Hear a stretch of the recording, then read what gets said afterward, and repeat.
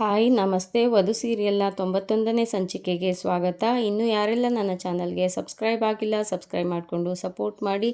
ಹಾಗೆ ಈಗಾಗಲೇ ಸಬ್ಸ್ಕ್ರೈಬ್ ಮಾಡಿರೋರಿಗೆಲ್ಲರಿಗೂ ಧನ್ಯವಾದಗಳನ್ನು ತಿಳಿಸ್ತಾ ಇವತ್ತಿನ ಸಂಚಿಕೆ ಶುರು ಮಾಡೋಣ. ಅನಾ ಮತ್ತು ಭೂಮಿ ಇಬ್ಬರೂ ಸಚಿನ್ಗೆ ಕಾಲ್ ಮಾಡಿ ಬರೋಕ್ಕೆ ಹೇಳಿರ್ತಾರೆ. ಸಚಿನ್ ಬಂದಿರ್ತಾನೆ. ಬಂದು ಇರಿ ವಧುಗೆ ನಾನು ಇವಾಗಲೇ ಕಾಲ್ ಮಾಡಿ ಬರೋಕ್ಕೆ ಹೇಳ್ತೀನಿ ಅಂತ ತೆಗಿತಾ ಇರ್ತಾನೆ. ಅಷ್ಟರೊಳಗಡೆ ಸಹನಾ ಅಯ್ಯೋ ಬೇಡ, ಅವಳು ಬಂದ್ಮೇಲೆ ಮಾತಾಡಿದ್ರೆ ಆಯಿತು ಅಂತ ಹೇಳ್ತಾಳೆ. ಸಚಿನ್ ವಧು ಈ ಥರ ಎಲ್ಲ ಕೆಲಸ ಮಾಡ್ತಾರೆ ಅಂತ ನಾನು ಮನಸ್ಸಲ್ಲೂ ಅಂದ್ಕೊಂಡಿರಲಿಲ್ಲ. ಯಾರು ಒಳ್ಳೆಯವರು ಅಂತ ಅನ್ಕೊಂತೀವೋ ಅವರೇನೆ ಈ ಥರ ಕೆಲಸ ಮಾಡ್ತಾರೆ ಛೇ ಅಂತ ಹೇಳ್ತಾ ಇರ್ತಾನೆ. ಅದಕ್ಕೆ ಭೂಮಿ ಭಾವ ತುಂಬ ಓವರಾಗಿ ಮಾತಾಡಬೇಡಿ, ಮನೆಯಲ್ಲಿ ಒಳ್ಳೆಯವರು ಅಂತ ಮುಖವಾಡ ಹಾಕೊಂಡು ಇನ್ನು ಯಾರ್ಯಾರೆಲ್ಲ ಇದ್ದಾರೆ ಅಂತ ನನಗೆ ಚೆನ್ನಾಗಿ ಗೊತ್ತಿದೆ ಹೇಳ್ತಾಳೆ. ಅದಕ್ಕೆ ಸಹನಾ ಹೇಳ್ತಾ ಇದೀಯ ಭೂಮಿ, ಅಂಥವ್ರು ಯಾರಿದ್ದಾರೆ ನಮ್ಮ ಮನೆಯಲ್ಲಿ ಅಂತ ಕೇಳ್ತಾಳೆ. ಹೊರಗಡೆ ಸಚಿನ್ ಅಯ್ಯೋ ಬಿಡು ಸಹನಾ, ಯಾರ್ಯಾರು ಹೇಗಾದರೂ ಇರಲಿ, ಮೊದಲು ವಧು ಮನೆಗೆ ಬರಲಿ, ಅದ್ರ ಬಗ್ಗೆ ಮಾತಾಡೋಣ, ಇವಾಗ ಆ ಮಾತೆಲ್ಲ ಯಾಕೆ ಅಂತ ಹೇಳ್ತಾನೆ. ಅದಕ್ಕೆ ಸಹನಾ ಸರಿ ಅಂತ ಹೇಳ್ತಾಳೆ. 3 ಜನ ವಧುಗೋಸ್ಕರ ಕಾಯ್ತಾ ಇರ್ತಾರೆ. ಅಂದ್ರೆ ಸಹನಾ, ಭೂಮಿ ಮತ್ತೆ ಸಚಿನ್. ಯಶೋಮತಿ ಅವರು ಇಲ್ಲಿ ರೂಮ್ ನಲ್ಲಿ ಇರ್ತಾರೆ. ಅವಾಗ ಸಾರ್ಥಕ್ ಅಲ್ಲಿಗೆ ಬರ್ತಾರೆ.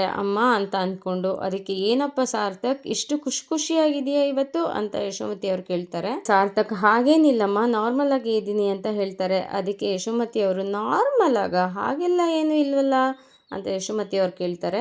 ನನ್ಗೆ ಇವಾಗ ಅರ್ಥ ಆಗ್ತಾ ಇದೆ ಅಮ್ಮ, ಇನ್ನೇನು ಯಾತ್ರೆಗೆ ಹೊರಡ್ತಾ ಇದ್ದಾಳೆ, ನನ್ಗೆ ಇನ್ನೇನು ಆರಾಮಾಗಿರೋಣ ಅಂತ ಖುಷಿಯಾಗಿದೆಯಾ ಅಲ್ವಾ ಅಂತ ಕೇಳ್ತಾರೆ. ಸಾರ್ಥಕ್ ಅವರು ಏನಮ್ಮ ಹೀಗನ್ಬಿಟ್ರಿ ಅಂತ ಹೇಳಿದ್ದಕ್ಕೆ ಯಶೋಮತಿ ಅವರು ಅಲ್ಲ ತಾನೇ, ಆ ವಿಷಯ ಅಲ್ಲ ತಾನೇ, ಮತ್ತೆ ಏನು ನಿನ್ನ ಖುಷಿಗೆ ಕಾರಣ ಅಂತ ಹೇಳು ಅಂತ ಕೇಳ್ತಾರೆ. ಅದಕ್ಕೆ ಸಾರ್ಥಕ್ ಅವರು ವಧು ಅವ್ರ ಮಧ್ಯದಲ್ಲಿದ್ದ ಮನಸ್ತಾಪ ದೂರ ಆಯ್ತಮ್ಮ ಇವತ್ತಿಗೆ ಅಂತ ಹೇಳ್ತಾನೆ. ಅದಕ್ಕೆ ನಿನ್ನ ವಧು ಮಧ್ಯದಲ್ಲಿ ಮನಸ್ತಾಪ ಇತ್ತಾ ಅಂತ ಯಶೋಮತಿ ಅವ್ರು ಕೇಳ್ತಾರೆ. ಹೌದಮ್ಮ, ಅಂದರೆ ನಮ್ಮ ಕಂಪ್ನಿ ಕೇಸಿಂದ ನಾನು ಅವ್ರನ್ನ ದೂರ ಇಟ್ಟಿದ್ನಲ್ಲ, ಅಂದರೆ ತೆಗ್ದಿದ್ನಲ್ಲ, ಅದಕ್ಕೆ ಅವ್ರು ಕೋಪ ಮಾಡಿಕೊಂಡು ನನ್ನ ಜೊತೆ ಮಾತು ಬಿಟ್ಟಿದ್ರು. ಅವ್ರ ಮನೇಲಿದ್ದ ಒಂದು ಪುಟಾಣಿ ಮೀಟ್ ಮಾಡಿಸಿ ನಮ್ಮ ಮಧ್ಯೆ ಇದ್ದಿದ್ದ ಮನಸ್ತಾಪ ಎಲ್ಲ ದೂರ ಮಾಡಿದ್ಲು ಅಂತ ಹೇಳ್ತಾರೆ. ಅದಕ್ಕೆ ಯಶೋಮತಿಯವರು ಹೌದಪ್ಪ, ವಧು ಅಂತ ಹುಡುಗಿ ಸಿಗೋದು ತುಂಬಾ ಅಪರೂಪ, ತುಂಬಾ ಒಳ್ಳೆ ಹುಡುಗಿ, ವಧು ಬಗ್ಗೆ ನೀನು ಹೇಳ್ತಾ ಇರೋದು ನೋಡಿ ನಂಗಂತೂ ತುಂಬ ಖುಷಿ ಆಗ್ತಾ ಇದೆ, ಯಾವತ್ತೂ ಅವಳಿಂದ ನೀನು ದೂರ ಆಗಬೇಡ ಅಂತ ಯಶೋಮತಿ ಅವ್ರು ಹೇಳ್ತಾರೆ. ನಿನ್ನ ಮುಖದಲ್ಲಿ ಎಷ್ಟು ಖುಷಿ ಕಾಣಿಸ್ತಾ ಇದೆ, ಇದೇ ರೀತಿ ಖುಷಿ ಪ್ರಿಯಾಂಕಾ ವಿಷಯದಲ್ಲೂ ನಿನ್ನ ಮುಖದಲ್ಲಿ ಕಾಣಿಸ್ಬೇಕು ಅನ್ನೋದೇ ನನ್ನ ಆಸೆನಪ್ಪ ಯಶೋಮತಿ ಅವ್ರು ಹೇಳ್ತಾರೆ. ಅದಕ್ಕೆ ಸಾರ್ಥಕ್ ಅವರು ಮುಖ ಸಪ್ಪಗೆ ಮಾಡ್ಕೊತಾರೆ. ಅದಕ್ಕೆ ಯಶೋಮತಿ ಅವರು ಪ್ರಿಯಾಂಕಾ ವಿಷಯ ಹೇಳ್ತಿದ್ದಂಗೆನೆ ನಿನ್ನ ಮುಖದ ಮೇಲಿದ್ದ ನಗು ಯಾಕಪ್ಪ ಮಾಯ ಆಯ್ತು. ಸಾರ್ಥಕ್ ಅವರು ಹಾಗೇನಿಲ್ಲಮ್ಮ ಅಂತ ಹೇಳ್ತಾರೆ. ಅದಕ್ಕೆ ಯಶೋಮತಿ ಅವರು ನೋಡು ಸಾರ್ಥಕ್, ಮತ್ತೆ ನಾನು ನಿನ್ನ ವೈಯಕ್ತಿಕ ವಿಷಯದ ಬಗ್ಗೆ, ಪರ್ಸ್ನಲ್ ಲೈಫ್ ಬಗ್ಗೆ, ನಿನ್ನ ವೈವಾಹಿಕ ಜೀವನದ ಬಗ್ಗೆ ಮತ್ತೆ ಕೇಳ್ತಾ ಇದ್ದೀನಿ ಅಂತ ಬೇಜಾರು ಮಾಡ್ಕೋಬೇಡಪ್ಪ. ಖುಷಿಯಾಗಿ ಚೆನ್ನಾಗಿರೋದಷ್ಟೇ ಮುಖ್ಯ ನನಗೆ. ನಾನು ಈ ವ್ರತ ಮುಗಿಸಿ ಬಂದಾದ್ಮೇಲೆ, ಈ ಪೂಜೆ ಎಲ್ಲ ಮುಗಿಸಿ ಬಂದಾದ್ಮೇಲೆ ಇದ್ರ ಬಗ್ಗೆ ನಾವು ಮಾತಾಡೋಣ ಹೇಳ್ತಾರೆ. ಅದಕ್ಕೆ ಸಾರ್ಥಕ್ ಅವರು ಸರಿನಮ್ಮ ಆಯ್ತು, ಆದ್ರೆ ನನ್ನನ್ನು ಇವಾಗ ಬರೋದಕ್ಕೇನಕ್ಕೆ ಹೇಳಿದ್ದು ಅಂತ ಕೇಳ್ತಾರೆ. ಅದಕ್ಕೆ ಯಶೋಮತಿ ಅವರು ಹೌದು, ನಿನ್ಗೆ ನಮ್ಮ ಆದಿ ಬಗ್ಗೆ ಏನನ್ಸುತ್ತೆ ಅಂತ ಕೇಳ್ತಾರೆ. ಸಾರ್ಥಕ್ ಅವನು ಗ್ರೇಟ್ ಪರ್ಸನ್ ಅಮ್ಮ, ಅವ್ನು ನನ್ನ ಬ್ರದರ್ ಅಂತ ಹೇಳೋದಕ್ಕಿಂತ ಹೆಚ್ಚಿನದಾಗಿ he is my best friend, ನನಗೆ ತುಂಬಾನೇ ಒಳ್ಳೆ ಅಭಿಪ್ರಾಯ ಇದೆ ಅಂತ ಹೇಳ್ತಾರೆ. ಅದಕ್ಕೆ ಯಶೋಮತಿ ಅವರು ಅವನ್ ಮದ್ವೆ ವಿಷಯವಾಗಿ ಏನ್ ಹೇಳ್ತೀಯಪ್ಪ. ಸಾರ್ಥಕ್ ಅವನಿಗೂ ಮದ್ವೆ ವಯಸ್ಸಾಗಿದೆ, ಮದ್ವೆ ಮಾಡೋದು ಒಳ್ಳೇದು ಅಂತ ಅನ್ಸುತ್ತೆ ಅಂತ ಹೇಳ್ತಾರೆ. ಯಶೋಮತಿ ಅವರು ಹಾಗಾದ್ರೆ ಹುಡುಗಿನ ನೀನೇ ಹುಡುಕ್ಬೇಕು ಅಂತ ಹೇಳ್ತಾರೆ. ಅದಕ್ಕೆ ಸಾರ್ಥಕ್ ನಾನು ಹುಡುಗಿ ಹುಡುಕ್ಬೇಕಾ ಅಂತ ಅನುಮಾನದಿಂದ ಹೇಳ್ತಾರೆ. ಅದಕ್ಕೆ ಯಶೋಮತಿ ಅವರು ಮೊನ್ನೆ ಟೇಬಲ್ ಮೇಲೆ ಮದ್ವೆ ಬಗ್ಗೆ ಅಷ್ಟೊಂದು ಪೀಠಿಗೆ ಹಾಕ್ತಾ ಇದ್ದೆ, ಇವಾಗ ಮದ್ವೆ ವಿಷಯ ಅಂತ ಬಂದಾಗ ಹಿಂದೇಟಾಗ್ತಾ ಇದೀಯಾ, ಅವ್ನು ಯಾರನ್ನಾರು ಪ್ರೀತಿಸ್ತಾ ಇದ್ದಾನ. ಸಾರ್ಥಕ್ ಅವರು ಹಾಗೇನಿಲ್ಲಮ್ಮ ಅಂತ ಹೇಳ್ತಾರೆ. ಅದಕ್ಕೆ ಯಶೋಮತಿ ಅವರು ಹಾಗಾದ್ರೆ ನೀನೇ ಅವನ್ಗೆ ಒಂದು ಒಳ್ಳೆ ಹುಡುಗಿನ ಹುಡುಕಿ ಮದ್ವೆ ಏರ್ಪಾಟ್ ಮಾಡ್ಬಿಡಪ್ಪ, ನಾನ್ ನಿನ್ಗೆ ಕೊಡ್ತಾ ಇರೋ ಹೊಸ ಜವಾಬ್ದಾರಿ ಹೇಳ್ತಾರೆ. ಅದಕ್ಕೆ ಸಾರ್ಥಕ್ ಅಮ್ಮ, ನಾನ್ ನಿನ್ಗೆ ಒಂದು ಹೊಸ ವಿಷಯ ಹೇಳ್ತೀನಿ, ದಯವಿಟ್ಟು ತಪ್ಪು ತಿಳ್ಕೊಂಬೇಡ. ಯಶೋಮತಿ ಅವರು ಇಲ್ಲಪ್ಪ ಹೇಳು ಅಂತ ಹೇಳ್ತಾರೆ. ಅದಕ್ಕೆ ಸಾರ್ಥಕ್ ಅದು ನಮ್ಮ ಆದಿ ಮತ್ತೆ ವೀಕ್ಷಿತಾ ಅದು ಅಂತ ರಾಗ ಹೇಳ್ತಾ ಇರ್ತಾರೆ. ಅದಕ್ಕೆ ಯಶೋಮತಿ ಅವರು ಏನು ಆದಿ ವೀಕ್ಷಿತಾ ಅಂದರೆ ಅವ್ರ ಮಧ್ಯದಲ್ಲಿ ಏನಾದರೂ ನಡೀತಾ ಇದೆಯಾ ಅಂತ ಕೇಳ್ತಾರೆ. ಅದಕ್ಕೆ ಹಾಗೇನಿಲ್ಲಮ್ಮ ಅಂತ ಹೇಳ್ತಾರೆ ಸಾರ್ಥಕ್. ಹಾಗೇನಿಲ್ಲ ಅಂದರೆ ಮತ್ತೆ ಅವರಿಬ್ರು ಹೆಸರು ಯಾಕೆ ತಗೊತಾ ಇದೆಯಾ, ಅಂದರೆ ಅವರಿಬ್ರು ಲವ್ ಮಾಡ್ತಾ ಇದ್ದಾರಾ ಅಂತ ಕೇಳ್ತಾರೆ. ಅಲ್ಲಮ್ಮ ಅದ ಹಾಗಲ್ಲ ಅಂತ ಸಾರ್ಥಕ್ ಮತ್ತೆ ರಾಗ ಎಳಿತಾರೆ. ಹೇಳು ಸಾರ್ಥಕ್, ನಿನ್ಗೇನು ಗೊತ್ತಿಲ್ವಾ ಹಾಗಾದರೆ ಅವರಿಬ್ರು ಲವ್ ಮಾಡ್ತಾ ಇದ್ದಾರಾ ಅಂತ ಗದರಿಸ್ತಾರೆ. ಅದಕ್ಕೆ ಸಾರ್ಥಕ್ ಅನುಮಾನದಿಂದ ಹೌದಮ್ಮ ಅಂತ ಹೆದರ್ಕೊಂಡು ಹೇಳ್ತಾರೆ. ಅದಕ್ಕೆ ಯಶೋಮತಿ ಅವರು ನಗ್ತಾ ಅಲ್ಲಪ್ಪ, ಈ ವಿಷಯನ ನನ್ನಿಂದ ಯಾಕೆ ಮುಚ್ಚಿಡ್ತಾ ಇದೀಯಾ, ವಿಷಯಕ್ಕೆ ನೀನ್ ಯಾಕೆ ಹೆದರ್ಕೊಂತಾ ಇದೀಯಾ ಅಂತ ಕೇಳ್ತಾರೆ. ಅದಕ್ಕೆ ಸಾರ್ಥಕ್ ಅದು ಹಾಗಲ್ಲಮ್ಮ ಅಂತ ಹೇಳ್ತಾರೆ. ಅದಕ್ಕೆ ಅವರಿಬ್ರು ಲವ್ ಮಾಡ್ತಾ ಇದ್ದಾರೆ ಅಂತ ಗೊತ್ತಿದ್ಮೇಲೆ ಹೇಳ್ಬೇಕು ತಾನೇ ತಾನೇ ಅಂತ ಕೇಳ್ತಾರೆ. ಅದಕ್ಕೆ ಸಾರ್ಥಕ್, ಅಲ್ಲಮ್ಮ ನೀವು ದೇವಸ್ಥಾನದಿಂದ ಬಂದ ಮೇಲೆ ಹೇಳೋಣ ಅಂತ ಅಂದ್ಕೊಂಡಿದ್ದೆ ಅಂತ ಹೇಳ್ತಾರೆ. ಹೋಗಲಿ ಬಿಡಪ್ಪ, ಅವರಿಬ್ಬರು ಬಂದು ನನ್ನ ಹತ್ರ ಅವ್ರ ಪ್ರೀತಿ ವಿಷಯನ ಹೇಳ್ಕೊಂಡ್ರು. ಆದರೆ ವೀಕ್ಷಿತನ ಕಂಡ್ರೆ ಕಾಮಾಕ್ಷಿಗೆ ಅಷ್ಟಕ್ಕಷ್ಟೇ. ಆದರೆ ಅವರಿಬ್ಬರೂ ಮನೆಯವ್ರನ್ನ ಒಪ್ಸಿನೇ ಮದುವೆ ಆಗಬೇಕು ಅನ್ನೋದು ವೀಕ್ಷಿತದ ಅಭಿಪ್ರಾಯ. ಕಾಮಾಕ್ಷಿ ಮದುವೆಗೆ ಅಡ್ಡಿ ಮಾಡ್ಬೋದು ಅನ್ನೋದು ವೀಕ್ಷಿತಗೆ ಅನುಮಾನ ಇದ್ದೇ ಇದೆ. ವೀಕ್ಷಿತಗಂತೂ ಎಲ್ಲರನ್ನೂ ಒಪ್ಸಿನೇ ಮದುವೆ ಆಗಬೇಕು ಅನ್ನೋ ನಿಲುವಂತೂ ಖಂಡಿತ ಇದೆ. ಅದಕ್ಕೆ ನಾನೂ ಒಪ್ಪಿಗೆ ಕೊಟ್ಟಿದ್ದೀನಿ, ಕಾಮಾಕ್ಷಿನ ಒಪ್ಪಿಸಿ ಈ ಮದುವೆನ ಮಾಡಿಸ್ಕೊಡ್ತೀನಿ ಅಂತ ಅಂದ್ಬಿಟ್ಟು ಭರವಸೆನ ಕೊಟ್ಟಿದ್ದೀನಿ. ದೇವಸ್ಥಾನಕ್ಕೆ ಹೋಗಿ ಬಂದಾದಮೇಲೆ ಕಾಮಾಕ್ಷಿ ಹತ್ರ ಮಾತಾಡ್ತೀನಿ. ಅಲ್ಲಿವರೆಗೂ ಅವರಿಬ್ಬರು ಯಾವುದೇ ರೀತಿ ಅನಾಹುತನ ಮಾಡ್ಕೊಬಾರ್ದು ಅನ್ನೋ ಕಾರಣಕ್ಕೋಸ್ಕರ ಭಾಷೆನೂ ತಗೊಂಡಿದ್ದೀನಿ. ಅದೇ ರೀತಿ ನೀನು ಅವ್ರ ಇಬ್ಬರ ಮೇಲೆ ಕಣ್ಣಿಟ್ಟಿರು. ಯಾವುದೇ ರೀತಿಯ ಅಹಿತಕರ ಘಟನೆ ನಡೀದೇ ಇರೋ ಥರ ನೀನು ಕಾಪಾಡ್ಕೊಬೇಕು. ಈ ರೀತಿ ನಾನು ದೇವಸ್ಥಾನದಿಂದ ಬರೋವರೆಗೂ ಯಾರಿಗೂ ಈ ವಿಷಯ ಗೊತ್ತಾಗದೇ ಇರೋ ಥರ ನೀನೇ ನೋಡ್ಕೊಬೇಕು. ಆದಿ, ಥ್ಯಾಂಕ್ ಯು ಸೋ ಮಚ್ ಅಮ್ಮ, ಈ ಲವ್ಗೆ ನೀವು ಸಪೋರ್ಟಿವ್ ಆಗಿ ನಿಂತ್ಕೊಂಡಿದ್ದಕ್ಕೆ. ಐ ಲವ್ ಯು ಅಮ್ಮ ಅಂತ ಯಶೋಮತಿ ಅವ್ರನ್ನ ತಪ್ಕೊತಾರೆ.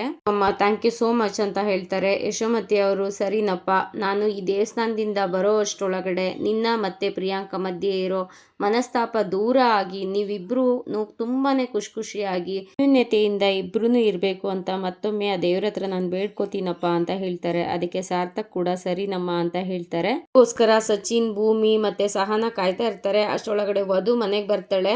ಮತ್ತೆ ದಿಶಾ ಮನೆಗೆ ಬಂದು, ಯಾಕೆ ಎಲ್ರು ಹೀಗೆ ನಿಂತಿದ್ದೀರಾ, ಏನಾಯ್ತು, ಯಾಕೆ ಈ ತರ ನೋಡ್ತಾ ಇದ್ದೀರಾ ಅಂತ ಕೇಳ್ತಾಳೆ. ಅದಕ್ಕೆ ಹೇಗಿತ್ತು ಕೆಲಸ ಅಂತ ಕೇಳ್ತಾಳೆ ವಧು ಹತ್ರ. ಅದಕ್ಕೆ ವಧು, ಚೆನ್ನಾಗಿತ್ತು, ಯಾಕೆ ಹೀಗೆ ಕೇಳ್ತಾ ಇದೆಯಾ, ಇದೇನು ಫಸ್ಟ್ ಡೇ ಅಲ್ವಲ್ಲ ಅಂತ ಕೇಳ್ತಾರೆ. ಹಾಗಾದ್ರೆ ಎಷ್ಟು ತಿಂಗಳಿಂದ ಕೆಲಸ ಮಾಡ್ತಾ ಇದೆಯಾ ಅಂತ ಭೂಮಿ ಕೇಳ್ತಾಳೆ. ಅದಕ್ಕೆ ಯಾಕೆ ಹೀಗೆ ಕೇಳ್ತಾ ಇದೆಯಾ ಭೂಮಿ, ನಾನು ಎಷ್ಟು ದಿನ ಕೆಲಸಕ್ಕೆ ಹೋಗ್ತಾ ಇದ್ದೀನಿ ಅಂತ ನಿನಗೆ ಗೊತ್ತಿಲ್ವಾ ಅಂತ ವಧು ಕೇಳ್ತಾಳೆ. ಅದಕ್ಕೆ ಇಲ್ಲ, ಅದಕ್ಕೆ ಕೇಳಿದೆ ಅಂತ. 3 ಡೇಸಿಂದ ಇವತ್ತು 3 ಡೇಸ್ ಆಯಿತು ಅಂತ ವಧು ಹೇಳ್ತಾಳೆ. ಅದಕ್ಕೆ ಓ ಹೌದಾ, ಅಲ್ಲಿ ಏನು ಕೆಲಸ ನಿಂದು ಅಂತ ಕೇಳ್ತಾಳೆ.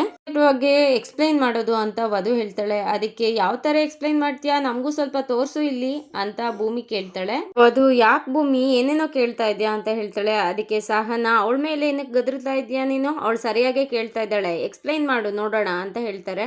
ಅದಕ್ಕೆ ಯಾಕೆ ನೀವು ಈ ಥರ ಎಲ್ಲ ನಡ್ಕೊತಾ ಇದ್ದೀರಾ ನನ್ನ ಹತ್ರ ಅಂತ ವಧು ಆಶ್ಚರ್ಯದಿಂದ ಎಲ್ಲರ ಹತ್ರ ಕೇಳ್ತಾಳೆ. ಅದಕ್ಕೆ ಸಚಿನ್, ಯಾಕೆ ಅಂದರೆ ನೀವು ಕೆಲ್ಸಕ್ಕೆ ಹೋಗ್ತಾ ಇಲ್ಲ ಅಂತ ನಮಗೆಲ್ಲರಿಗೂ ಗೊತ್ತಾಗಿದೆ ಅಂತ ಹೇಳ್ತಾನೆ. ಈ ಮನೆಗೆ ದೊಡ್ಡವರಾಗಿ ಕೆಲ್ಸಕ್ಕೆ ಹೋಗ್ತಾ ಇದ್ದೀನಿ ಅಂತ ಸುಳ್ಳು ಹೇಳೋ ಅವಶ್ಯಕತೆ ಏನಿತ್ತು ವಧು ಅಂತ ಅಂದ್ಬಿಟ್ಟು ಸಚಿನ್ ಕೇಳ್ತಾರೆ. ಅದಕ್ಕೆ ವಧು, ಅಂತ ನಿಮ್ಗೆ ಯಾರು ಹೇಳಿದ್ದು ಅಂತ ವಧು ಕೇಳ್ತಾಳೆ. ಅದಕ್ಕೆ ಭೂಮಿ, ಮೊನ್ನೆ ಯಾವುದೋ ಕಂಪ್ನಿಗೆ ಕೆಲಸ ಕೇಳೋಕೆ ಅಂತ ಹೋಗಿದ್ಯಂತಲ್ಲ, ಅಲ್ಲಿ ಅಪ್ಪನ ಫ್ರೆಂಡ್ ಸೋಮು ಅಂಕಲ್ ಸಿಕ್ಕಿದ್ರಂತಲ್ಲ, ಅವರು ಇವತ್ತು ನನಗೆ ಸಿಕ್ಕಿ ಎಲ್ಲ ವಿಷಯನೂ ಹೇಳಿದ್ರು, ಹಾಗಾಗಿ ಗೊತ್ತಾಯ್ತು.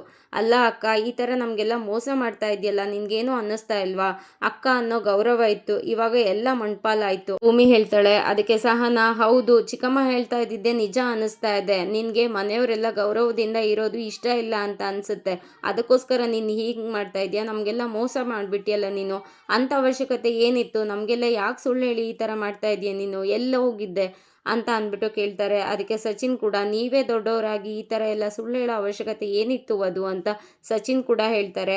ಅಷ್ಟರೊಳಗಡೆ ವಧುಗೆ ತುಂಬಾ ಬೇಜಾರಾಗುತ್ತೆ, ತುಂಬಾ ಕೋಪ ಬಂದು ಸ್ಟಾಪ್ ಇಟ್ ಅಂತ ಹೇಳ್ತಾಳೆ. ವೀಕ್ಷಿತ ಅವಳ ಫ್ರೆಂಡ್ಗೆ ಫೋನ್ ಮಾಡ್ಕೊಂಡು, ನನಗಂತೂ ತುಂಬಾ ಖುಷಿ ಆಗ್ತಾ ಇದೆ ಕಣೆ, ನನಗೆ ಎಲ್ಲ ಸಿಕ್ಕದಷ್ಟು ಖುಷಿ ಆಗ್ತಾ ಇದೆ, ಹೀಗೆ ಸಾರ್ಥಕ್ಕೆ ಕಾರಣ, ಅವ್ರಿಗೆ ಎಷ್ಟು ಥ್ಯಾಂಕ್ಸ್ ಹೇಳಿದ್ರು ಸಾಕಾಗಲ್ಲ, ನಮ್ಮ ಮದುವೆಗೆ ದೊಡ್ಡತ್ತೆನೂ ಒಪ್ಕೊಂಡಿದ್ದಾರೆ, ಅವ್ರ ಕಡೆಯಿಂದನೂ ಒಪ್ಪಿಗೆ ಸಿಕ್ಕಿದೆ, ನನಗಂತೂ ತುಂಬ ಖುಷಿ ಆಗ್ತಾ ಇದೆ. ಆದರೆ ಆದಿ ಅವ್ರ ಅಮ್ಮ ಒಬ್ಬರು ಒಪ್ಕೊಂಡ್ಬಿಟ್ರೆ ಎಲ್ಲವುದು ಆದಂಗೆ ಆಗುತ್ತೆ, ಆದರೆ ಅದೇ ಡೌಟು, ಅವ್ರು ಒಪ್ಕೊತಾರೋ ಇಲ್ವೋ ಅನ್ನೋದೇ ನನಗೆ ಚಿಂತೆ ಆಗಿದೆ ಅಂತ ಹೇಳ್ತಾ ಇರ್ತಾಳೆ. ಅಷ್ಟರೊಳಗಡೆ ಆದಿ ಅಲ್ಲಿಗೆ ಬರ್ತಾನೆ. ಬಂದಿದ್ದೇನೆ ಫೋನ್ನ ಕಿತ್ಕೊಂಡು, ಹಾಂ ಆದಿ ಅವ್ರ ಅಮ್ಮನೂ ಒಪ್ಕೊತಾರೆ.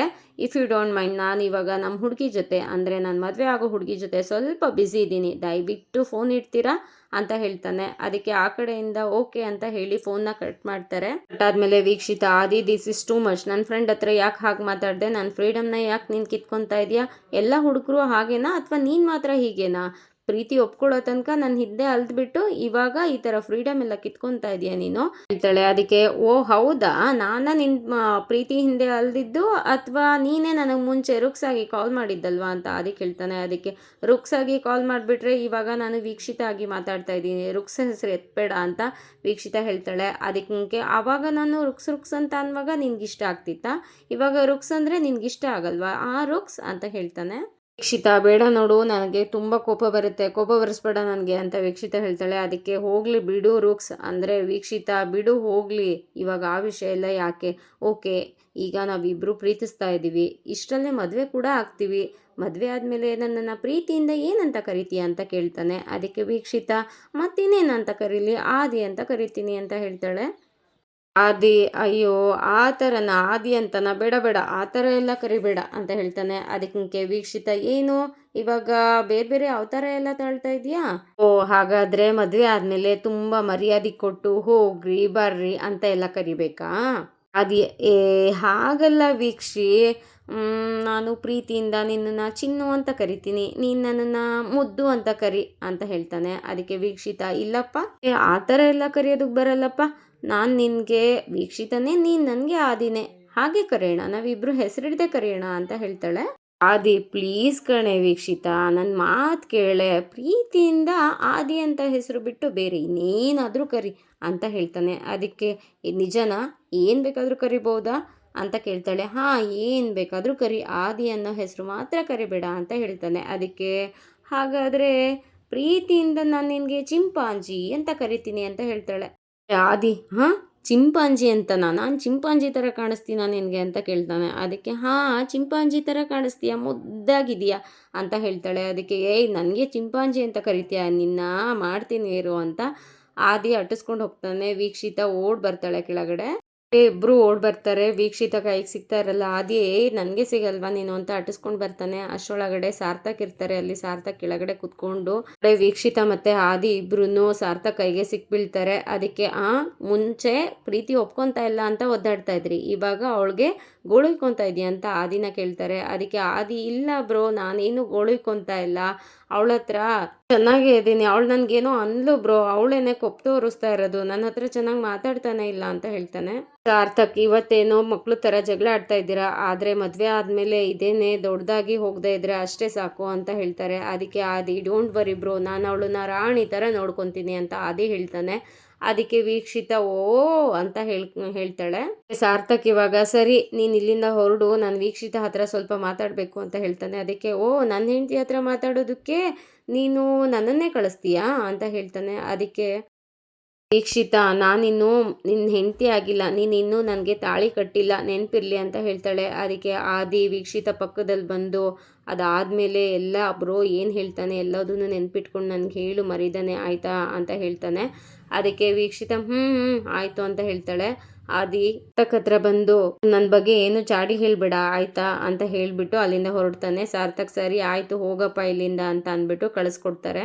ಅಲ್ಲಿಂದ ಹೋದ್ಮೇಲೆ ವೀಕ್ಷಿತ ಹತ್ರ ಸಾರ್ಥಕ್ ಬಂದು ನೋಡು ವೀಕ್ಷಿತ, ಆದಿ ಜೀವನ ನಂತರ ಆಗಬಾರ್ದು, ಯಾವಾಗಲೂ ಗಂಡಸರನ್ನೇ ಬ್ಲೇಮ್ ಮಾಡ್ತಾರೆ, ಒಂದು ಸಂಸಾರ ಚೆನ್ನಾಗಿಲ್ಲ ಅಂತ ಅಂದರೆ ಅದಕ್ಕೆ ಗಂಡಸರೇ ಕಾರಣ ಅಂತ ಹೇಳ್ತಾರೆ. ಆದರೆ ಒಬ್ಬ ಗಂಡಸಿನ ಸಕ್ಸಸ್ ಹಿಂದೆ ಒಬ್ಬ ಹೆಣ್ಣಿರ್ತಾಳೆ, ಹೆಂಡತಿ ಯಾವಾಗ ಸಪೋರ್ಟ್ ಮಾಡ್ತಾಳೋ ಗಂಡನಿಗೆ ಆವಾಗ ಗಂಡಸಿನ ಯಶಸ್ಸು ಕಾಣುತ್ತೆ. ಇಬ್ರು ಚೆನ್ನಾಗಿ ಅನ್ಯೂನ್ಯತೆಯಿಂದ ಇದ್ರೆ ಅಷ್ಟೇ ಸಾಕು ನನಗೆ ಅಂತ ಹೇಳ್ತಾನೆ. ಅದಕ್ಕೆ ಸೀತಾ ಡೋಂಟ್ ವರಿ ಸಾರ್ಥಕ್, ನಾನು ಅವನ್ನ ಗಂಡ ಅನ್ನೋದಕ್ಕಿಂತ ಹೆಚ್ಚಿನದಾಗಿ ಮಗು ತರ ನೋಡ್ಕೊಂತೀನಿ ಹೇಳ್ತಾಳೆ.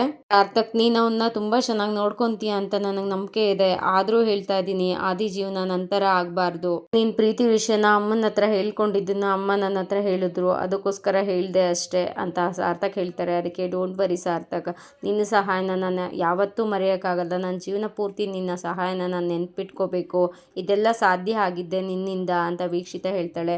ಪರವಾಗಿಲ್ಲ ವೀಕ್ಷಿತ, ಏನೇ ಮುಂದೆ ಸಮಸ್ಯೆ ಬಂದ್ರೂ ಏನೇ ಸಹಾಯ ಬೇಕು ಅಂತ ಅಂದ್ರೂ ನನ್ನನ್ನು ಕೇಳಿ ನಾನು ಮಾಡ್ತೀನಿ ಅಂತ ಸಾರ್ಥಕ್ ಹೇಳ್ತಾರೆ. ವೀಕ್ಷಿತ ಈಗಾಗಲೇ ನೀವು ಮಾಡಿರೋ ಕೆಲಸಕ್ಕೆ ನಾನು ಎಷ್ಟು ಥ್ಯಾಂಕ್ಸ್ ಹೇಳಿದ್ರು ಸಾಕಾಗಲ್ಲ, ಥ್ಯಾಂಕ್ ಯು ಸೋ ಮಚ್, ನೀವೇನು ಹೆದರ್ಕೊಬೇಡಿ, ಆ ದಿನ ನಾನು ಚೆನ್ನಾಗಿ ನೋಡ್ಕೊತೀನಿ ಅಂತ ಭರವಸೆ ಕೊಡ್ತಾಳೆ. ಸಾರ್ಥಕ್ ಸರಿ ವೀಕ್ಷಿತ ಅಂತ ಅಲ್ಲಿಂದ ಹೊರಡ್ತಾರೆ. ಅದು ತುಂಬಾ ಕೋಪದಿಂದ ಬೇಜಾರಿಂದ ಹೌದು ನಾನು ಕೆಲ್ಸಕ್ಕೆ ಹೋಗ್ತಾ ಇಲ್ಲ, ನಾನು ಅದನ್ನು ಒಪ್ಕೊಂತೀನಿ, ನಾನು ನಿಮ್ಮ ಹತ್ರ ಸುಳ್ಳು ಹೇಳಿದ್ದೀನಿ ಅದನ್ನು ನಾನು ಒಪ್ಕೊಂತೀನಿ, ಆದರೆ ಅವತ್ತಾದರೂ ನನ್ನ ಹತ್ರ ಬಂದು ಕೇಳಿದ್ದೀರಾ ಯಾಕೆ ನಾನು ಈ ಥರ ಸುಳ್ಳು ಹೇಳಿದ್ದೀನಿ, ಅದರ ಉದ್ದೇಶ ಏನು ಅಂತ ನೀವು ಅರ್ಥ ಮಾಡ್ಕೊಂಡಿದ್ದೀರಾ? ಒಬ್ಬರ ಬಗ್ಗೆ ಅನುಮಾನ ಪಡೋದಕ್ಕಿಂತ ಮುಂಚೆ 1000 ಸಲ ಯೋಚನೆ ಮಾಡಬೇಕು, ಸರಿಯಾಗಿ ತಿಳ್ಕೊಂಡು ಅವ್ರ ಮೇಲೆ ಅನುಮಾನ ಪಡಬೇಕು. ನನ್ನ ಉದ್ದೇಶ ಏನು ಅಂತ ನೀವು ಅರ್ಥ ಮಾಡ್ಕೊಂಡಿದ್ದೀರಾ? ನಾನು ಓದಿ ಮುಗಿಸಿದ ಮೇಲೆ ಎಲ್ಲರ ಹೆಣ್ಮಕ್ಳು ಥರ ಅಪ್ಪ ತೋರಿಸಿದ ಹುಡುಗನ್ನ ಮದುವೆ ಆಗಿ ನಾನು ಆರಾಮಾಗಿರ್ಬೋದಿತ್ತು, ಆದರೆ ಅಪ್ಪ ರಿಟೈರ್ಡ್ ಆಗಿದ್ದಾರೆ, ಮನೇಲಿ ಕಷ್ಟ ಇದೆ ಅನ್ನೋ ಒಂದೇ ಒಂದು ಕಾರಣಕ್ಕೋಸ್ಕರ ಬಂದು ಹುಡುಗರನ್ನೆಲ್ಲ ರಿಜೆಕ್ಟ್ ಮಾಡಿಕೊಂಡು ನಾನು ಇನ್ನೂ ಕೆಲಸ ಮಾಡ್ತಾ ಇದ್ದೀನಿ ಅಂದರೆ ಅದು ನಿಮಗೋಸ್ಕರ. ನಿಮ್ಗೆ ಯಾಕೆ ಅದು ಅರ್ಥ ಆಗ್ತಾ ಇಲ್ಲ? ಹೆಣ್ಮಕ್ಳಿದ್ದಾರೆ, ಕಷ್ಟ ಇದೆ ಅನ್ನೋ ಒಂದೇ ಒಂದು ಕಾರಣಕ್ಕೋಸ್ಕರ ನಾನು ಇನ್ನೂ ಮದುವೆ ಆಗ್ದೇ ಇದ್ದೀನಿ. ಸಹನಾ, ನಿನಗೆ ನೆನಪಿದೆಯಾ? ನಿನ್ನ ಮದುವೆ ಕೂಡ ನಾನೇ ಮಾಡಿಸಿದ್ದು. ಅದು ನಾನು ಮಾಡಿದ ತಪ್ಪ? ಹೇಳು ಸಹನಾ, ಇವತ್ತು ನಾನು ಮರ್ಯಾದೆ ಹಾಳು ಮಾಡಿದ್ಯಾ ಅಂತ ಹೇಳ್ತಾ ಇದೆಯಲ್ಲ, ನಾನು ಮಾಡಿದ ತಪ್ಪ? ನೀನು ಮರ್ಯಾದೆ ನಾನು ಹಾಳು ಮಾಡಿದ್ದೀನಾ? ನೀನು ಚೆನ್ನಾಗಿ ಓದಬೇಕು, ನಿನ್ನ ಕಾಲ ಮೇಲೆ ನೀನು ನಿಂತ್ಕೋಬೇಕು ಅಂತ ನನಗೆ ಕಷ್ಟ ಆದ್ರೂ ನಿನ್ನ ಫೀಸ್ನ ನಾನು ಕಟ್ತಾ ಇದ್ದೀನಲ್ಲ, ಅದು ನಾನು ಮಾಡಿದ ತಪ್ಪ? ನಿನ್ನ ನಂಬಿಕೆಗೆ ನಾನು ಮಾಡಿದ್ದು ದ್ರೋಹನ?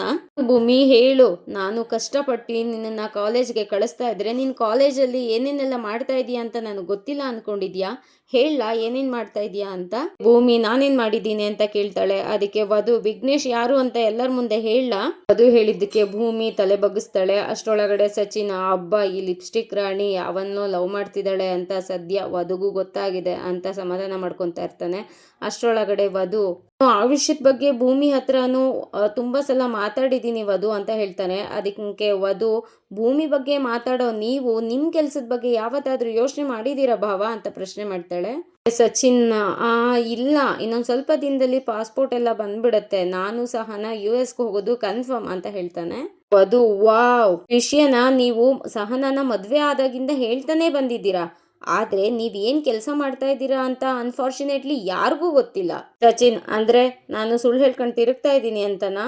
ಅದಕ್ಕೆ ವಧು, ಮಾತನ್ನ ಬದಲಾಯಿಸ್ಬೇಡಿ. ಮಾಡಿರೋ ಗನಂದಾರಿ ಕೆಲಸದ ಬಗ್ಗೆ ನನ್ಗಲ್ಲ, ಇಡೀ ಮನೆಯವ್ರಿಗೆ ಗೊತ್ತಿದೆ. ಅದಕ್ಕೆ ಸಚಿನ್, ಅಂತದ್ ನಾನೇನ್ ಮಾಡ್ದೆ ಅಂತ ಕೇಳ್ತಾನೆ. ಬಾವ, ನಿಮಗೆ ದುಡ್ಡು ಬೇಕು ಅಂತ ಕಮಲಾ ಆಂಟಿ ನೆಕ್ಲೆಸ್ನ ಅಡ ಇಟ್ಟಿದ್ರಿ, ಅದನ್ನ ಬಿಡಿಸೋದಕ್ಕೋಸ್ಕರ ನಾನು ಸಾರ್ಥಕ ಹತ್ರ ಸಾಲ ಮಾಡಿ 5 ಲಕ್ಷ ರೂಪಾಯಿ ಕೊಟ್ಟೆ. ಅದು ಅಲ್ಲದೆ ನಾನು ಜೈಲ್ಗೆ ಹೋಗ್ಬೇಕಾದ್ರೆ ಅಮ್ಮ ಬಂದು 6 ಲಕ್ಷ ರೂಪಾಯಿ ಕೊಟ್ಟು ನನ್ನನ್ನು ಬಿಡಿಸ್ಕೊಂಡ್ರು. ನೀವು ಬಂದು ಆ ನೆಕ್ಲೆಸ್ ಸಹನಾಗಬೇಕು ಅಂತ ಸಹನಾಗ್ ಹಾಕಿದ್ರಿ, ಅದು ನಾನು ಮಾಡಿದ ತಪ್ಪ? ಅವತ್ತು ನಾನು ಸುಮ್ಮನೆ ಆದ್ನಲ್ಲ, ಅದು ನಾನು ಮಾಡಿದ ತಪ್ಪ? ಮಾತಾಡೋದಲ್ಲ, ನನಗೂ ಮಾತಾಡಕ್ ಬರುತ್ತೆ, ನನಗೆ ಅದಕ್ಕೆ ಉತ್ತರನೂ ಕೊಡೋಕೆ ಬರುತ್ತೆ. ಆದರೆ ನಿಮಗೆಲ್ಲ ಎಲ್ಲಿ ತೊಂದರೆ ಆಗುತ್ತೋ ಅನ್ನೋ ಕಾರಣಕ್ಕೋಸ್ಕರ ನಾನು ಮಾಡ್ತಾ ಇದ್ದಿದ್ದು ಲಾಯರ್ ಕೆಲಸನೂ ಬಿಟ್ಟೆ. ನಾನು ಸುಮ್ಮನೆ ಇರಲಿಲ್ಲ, ಬೇರೆ ಕೆಲಸನ ಹುಡ್ಕೋದಕ್ಕೆ ಶುರು ಮಾಡಿದೆ.